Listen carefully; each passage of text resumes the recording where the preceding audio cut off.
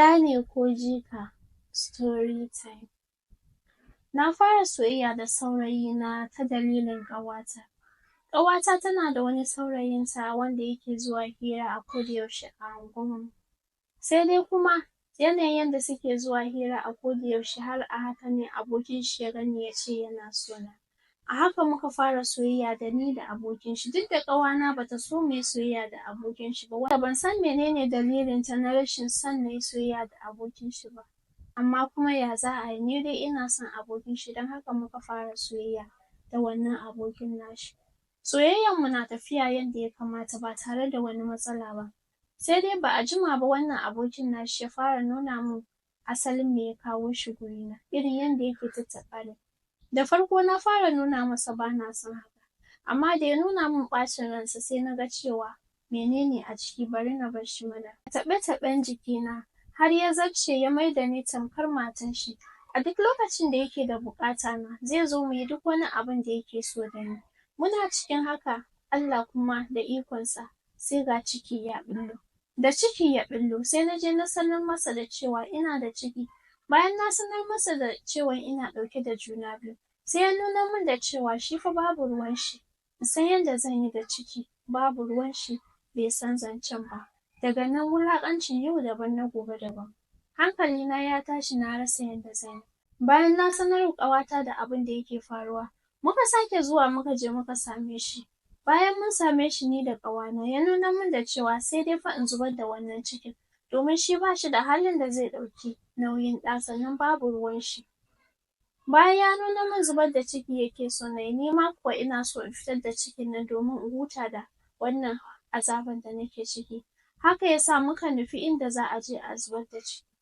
Na sha magunguna da dama amma ciki ya ƙi ya zuba. Mun je asibiti an yi ciki ya ƙi ya zuba. A wani asibitin da muka je ne likitan ya ce da ni idan na ci gaba da yunƙurin zubar da cikin nan zan iya rasa raina. Ai kuwa jin hakan na ji tsoro domin ba zan so na rasa raina ta hanyar zubar da ciki ba. Haka ya sa na ci gaba da renon cikin nan ba don ina so ba don raina yana so ba. Bayan na ci gaba da renon ciki ina zaune sai na nemi saurayina na rasa. Da na tambaya sai aka ce min ai ya tafi wani gari mai cirani. Abin ya yi min zafi domin kuwa ya tafi ya bar ni a cikin azaba. Ban san ya zan yi ba. Muna haka sai ga baban shi ya zo ya ce yana so na. Bayan baban shi ya ce yana so na ne, ni kuma na ga dama ya samu. Haka ya sa na amince da cewa ina son baban. Kar ku tambaye ni ya maganan ciki domin kuwa ciki na nan a jikina lokacin da baban ya ce yana so na. Bayan baban ya ce yana so na ya nuna min da aure, sannan ni ma na nuna mishi bana son abin ya ɗau lokaci. Dan dama can baban bai san ni ba, sannan bai san ina soyayya da yaron. Ai kuwa aka yi komai da komai aka gama auri baban shi. Ciki kuwa zuwa muka yi aka je aka ɗaura ciki. Duk wani bahaushe ya san ana ɗaura ciki. Wato irin wanda za a je gun masu magani a koma da ciki baya, ba zan haife shi a kan lokaci ba. Bayan an ɗaura ciki an yi aure, muna zaune lafiya da ni da mijina. Har dai lokacin da ya kamata na bayyana ina da ciki na sanarwa mijina ina da ciki. Bayan wata 18 na haifi wannan cikin nawa a gidan mijina. Kun ga babu wanda zai yi zargin da cewa wannan ɗan shege ne. Bayan na haifi cikin nan na samu ɗana na mace. Kowa ya yi farin ciki, iyayena sun yi farin ciki, mijina ma ya yi farin ciki. Kar ku manta baban saurayina shi na aura. Sannan kuma wannan saurayin nawa shi ke da wannan cikin da na haifa a gidan mijina. Duk da na je an ɗaure wannan cikin ne. Don haka shi ya sa na ce cikin yana wata 18 na haife shi. Bayan haihuwan ina gida ban tafi wankan gida ba. Ina cikin wanka ne sai na ji saurayina aka ce ya dawo. Lokacin da ya shigo cikin ɗaki bana nan ina wanka. Da ya zo ya tadda ƙanwata suka gaisa irin he is shocked da cewa ya aka yi haka, bai san da cewa ni ɗin bane ma matan baban shi. Ya dai san da cewa mahaifin shi ya ƙara aure.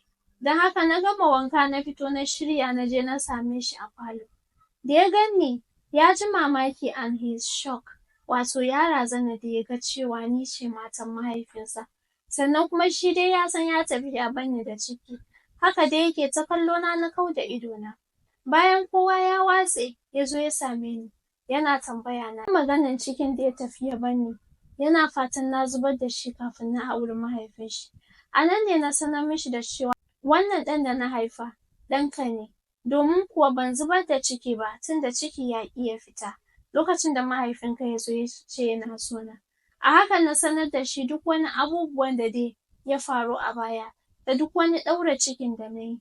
Bayan na sanar da shi ne ai ko ya kama bala'i akan bai san zancen ba. Muna haka ne muka ji alamar shigowar mahaifin shi, shi yasa muka yi shiru da zance. Haka ya fita bayan sun gaisa da mahaifin shi, ni ma na ci gaba da sha'anina. Ni dai yanzun nan na shiga cikin ruɗani domin irin yanda yake ta min barazana akan maganar wannan ɗan da na haifa. Don Allah ku bani shawara ya zanyi. Wannan ɗan da na haifa a gidan mijina, shin yana mazaunin ɗan mijina ne ko kuma jikan mijina? Kar ku manta cikin ɗan shi ne ya yi min cikin na haifa, sannan kuma na zo na haifi mahaifin shi har na haifi ɗan a gidan. Don Allah ku bani shawara, wannan ɗan ɗan mijina ne ko kuma jikan shi ne? Sannan ya zanyi da wannan saurayin nawa da yake ta min barazanar cewa zai tona min asiri? Don Allah ku bani shawara. To jama'a ku faɗi alkhairi ko ku shiru. Idan ka san ba alkhairi za ka faɗa ba, don Allah ka riƙe opinion ɗinka. Allah ya sa mu dace. Za ku iya mun magana ta DM da labarin ku idan kana da labari ko kina da labari. Za ku mun magana Instagram ɗina mai suna beautyboss280 domin na karanta labarin. Don Allah idan ka zo ba da labarin ka kawai ka sanar da labarin ba wai ka tsaya kana ta kwane-kwane ba. Allah ya sa mu dace, ka faɗi alkhairi ko kai shiru.